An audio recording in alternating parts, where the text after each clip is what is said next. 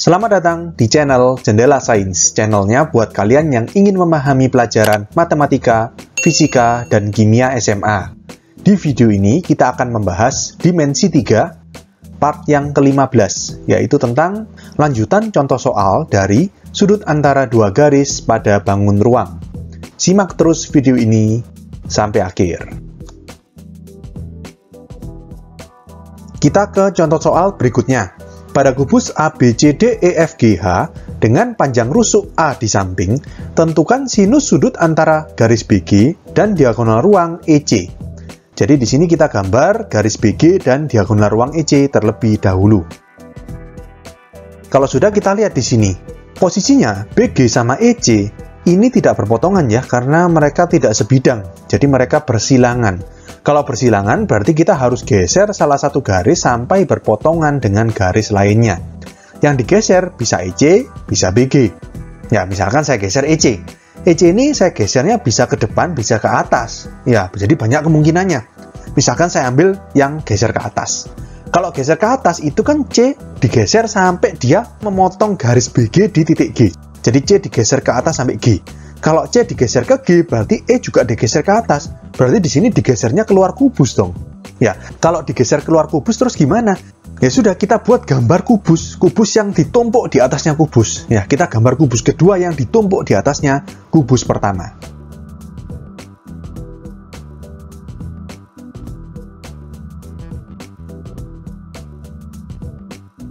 Nah, misalkan seperti ini ya. Terus ini saya kasih nama E aksen, ini F aksen, ini G aksen, ini H aksen. Oke, jadi di sini garis EC kita geser ke atas, berarti jadinya garis E aksen G. Nah, kita geser seperti ini ya.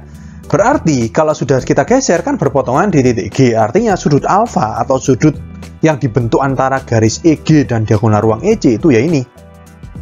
Ini alfa. Nah, terus bagaimana cara mencari alfa? Kalau tadi di soal sebelumnya, kita kan bisa menggambar segitiga siku-siku. Kalau di sini kan nggak bisa ini. Ini kan nggak tahu segitiga siku-sikunya yang mana. Nah, kalau kalian mendapatkan kondisi seperti ini, ya sudah, kita buat segitiga yang dibentuk antara garis E aksen G, GB, terus dari B kita hubungkan kembali ke E aksen. Kita hubungkan B ke E aksen. Oke, jadi kita sekarang fokus ke segitiga E aksen, terus ini G ya, saya kasih keterangan biar lebih jelas, ini B. Jadi, E aksen GB, ini kan berbentuk segitiga. Nah, lalu tipsnya seperti ini. Setelah kita buat segitiga E aksen GB, kita tentukan panjang sisi masing-masing. Jadi E aksen G ini berapa, GB berapa, BE aksen berapa. E aksen G ini kan panjangnya sama dengan EC, yaitu diagonal ruang. Ya, berarti A akar 3, jelas ya. GB yang warna merah ini diagonal sisi, berarti jelas A akar 2. Lalu BE aksen ini gimana? Kita lihat. BE aksen itu kan terletak di depan ya, di sisi depan kubus. Berarti kita bisa cari BE aksen pakai prinsip Pythagoras dari segitiga B, A, E aksen. B, A, E aksen ini kan siku-sikunya di A.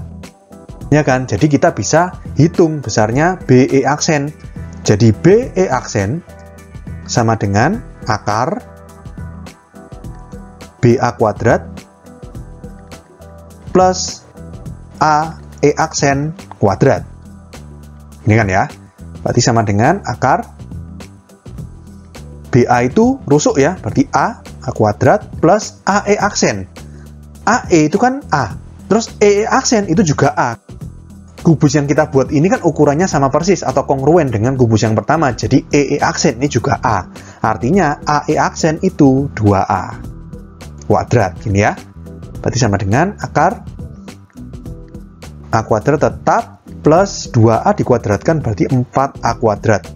A kuadrat plus 4A kuadrat itu 5A kuadrat. A kuadratnya bisa keluar, berarti BE aksen sama dengan A akar 5. BE aksen tahu? A akar 5. Kalau sudah, kita pakai aturan kosinus. Kok pakai aturan kosinus? Yang ditanyakan sinus. Iya, jadi kalau misalkan dihadapkan pada kondisi seperti ini, segitiganya sembarang, kita tidak bisa membuat segitiga siku-siku. Kita cari panjang sisi masing-masing segitiga ini, lalu kita cari cos alfa. Nah, dari cos alfa nanti kita mau cari perbandingan rasio trigonometri apapun kan bisa dari cos gitu ya. Jadi kita cari cos alfanya terlebih dahulu dengan aturan cosinus. Nah, terus kalau aturan cosinus yang mana? Masih ingat ya, yang di ruas kiri itu sisi seberangnya sudut. Berarti yang BE aksen. Ya, kita buat di sini. Berarti BE aksen kuadrat. Lalu sama dengan jumlah dari kuadrat sisi yang mengapit sudut ya. Berarti BG kuadrat plus GE aksen kuadrat min 2 kali BG kali GE aksen kali cos alfa. Ini kan ya. Kita masukkan BE aksen. BE aksen A akar 5. A akar 5 kuadrat sama dengan BG. BG A akar 2 kuadrat plus GE aksen A akar 3 kuadrat min 2 kali A akar 2 kali A akar 3 kali cos alfa. A akar 5 dikuadratkan berarti 5 ya, 5A kuadrat. Sama dengan A akar 2 dikuadratkan berarti 2A kuadrat. A akar 3 dikuadratkan berarti 3A kuadrat. Min 2 dikali A kali A berarti 2A kuadrat. Akar 2 kali akar 3 akar 6 cos alfa. 2A kuadrat akar 6 cos alfa pindah ke ruas kiri. 2A kuadrat akar 6 cos alfa. Sama dengan 2A kuadrat tambah 3A kuadrat, 5A kuadrat. Min 5A kuadrat, berarti habis ya, 0. Artinya cos alfanya 0. Kalau cos alfanya 0 berarti alfa ini berapa? 90 derajat kan, siku-siku kan cos 90 derajat itu 0. Kalau alfa ini siku-siku, ya sudah, berarti kita dapatkan sinus sudutnya, sin alfa, berarti sin 90 derajat kan. Sin 90 derajat berapa? 1. Berarti kita dapatkan sinus sudut antara garis BG dan diagonal ruang EC adalah 1. Kita ke contoh soal berikutnya. Pada kubus ABCDEFGH dengan panjang rusuk A di samping, tentukan tangan sudut antara garis S2R4 dan garis GC. Oke, kita gambar garis S2R4 ya. S2 itu kalau menurut kesepakatan itu tengah-tengahnya ini ya, diagonal sisi AF dan BE. Kita gambar. Berarti ini adalah titik S2. Lalu R4 itu tengah-tengahnya EH ya, kalau menurut kesepakatan, berarti ini R4.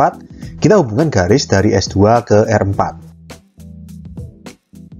Oke, kalau sudah kita lihat garis S2R4 dan garis GC. GC itu kan ini ya, rusuk tegak dari kubus ini ya. S2R4 dan GC ini kalau kalian lihat tidak sebidang atau bersilangan. Kalau bersilangan berarti kita harus geser salah satu garis. Misalkan yang saya geser GC. GC saya geser ke kiri depan ya, sampai berpotongan di titik S2. Berarti akan menjadi seperti ini. Ya, garis yang warna biru ini ya. Berarti di sini GC akan menjadi tengah-tengahnya EF ini kan namanya R1 ya. Tengah-tengahnya AB ini namanya P1.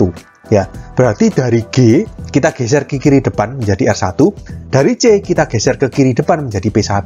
Sehingga garis GC menjadi garis R1 P1 yang memotong garis S2R4 di titik S2. Nah, kalau sudah berarti garis yang warna merah sama warna biru ini sudut terkecil yang mana? Ini. Berarti alfanya itu yang ini. Ini alfa ya. Nah, untuk mencari tangan alfa, kita harus buat segitiga siku-siku. Berarti kan R4, R1, S2 ini kan berbentuk segitiga. Kita hubungkan R4 ke R1 ya. Seperti ini. Siku-siku di R1. Ya, kalian harus bisa bayangkan. R1 ini sudutnya siku-siku karena R1P1 ini tegak lurus terhadap bidang EFGH.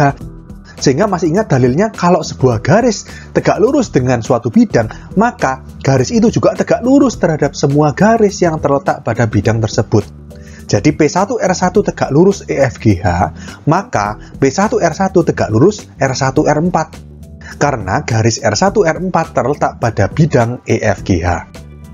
Oke, kalau sudah, agar tidak membingungkan, kita gambar segitiga siku-siku R4, R1, S2 di bidang 2 dimensi. Nah, gambarnya seperti ini ya. Ini R4, ini R1, di R1 ini siku-siku, lalu ini S2. Alfa itu yang ini. Tangan alfa itu kan depan per samping. Depannya berarti R4, R1 per sampingnya R1, S2. R4, R1 ini kalau kalian lihat, ini kan setengahnya diagonal sisi. Atau kalau kalian bingung, kita coba gambar ya. Gambar bidang EFGH. Seperti ini. Ini E, ini F, ini G, ini H. R1 tengah-tengahnya EF, R4 tengah-tengahnya EH. Ya, berarti R1, R4 itu kan ini. ER1 itu setengah A. ER4 itu setengah A. Ini siku-siku di E. Berarti kalau R1, R4, coba kita pakai rumus Pythagoras. R1, R4 berarti sama dengan akar ER1 kuadrat ditambah ER4 kuadrat. Berarti sama dengan akar ER1 itu setengah A kuadrat plus ER4 juga setengah A kuadrat. Berarti sama dengan akar setengah A dikuadratkan berarti 1/4 A kuadrat ditambah ini juga 1/4 A kuadrat. 1/4 tambah 1/4 setengah ya.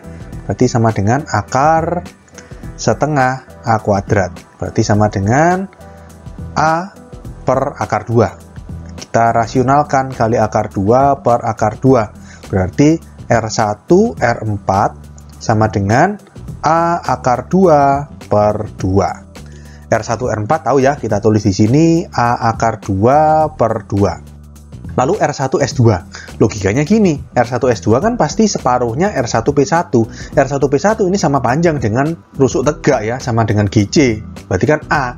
Kalau R1 S2 berarti setengahnya, berarti setengah A.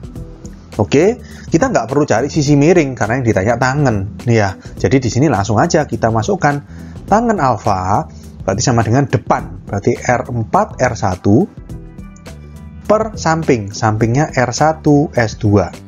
Berarti sama dengan R4 R1 itu A akar 2 per 2 per R1 S2 itu setengah A. Hanya bisa dicoret. Per 2 juga bisa dicoret. Berarti kita dapatkan tangen alfa sama dengan akar 2. Ya sudah, kita dapatkan jawabannya. Tangen sudut antara garis S2 R4 dan garis GC adalah akar 2. Oke, sekian untuk video kali ini. Untuk melihat playlist lengkap dari bab ini, bisa kalian klik thumbnail yang ada di sebelah kanan atas ini. Jika ada pertanyaan, saran, maupun kritik, bisa kalian tulis di kolom komentar. Semoga bermanfaat dan sampai jumpa di video selanjutnya.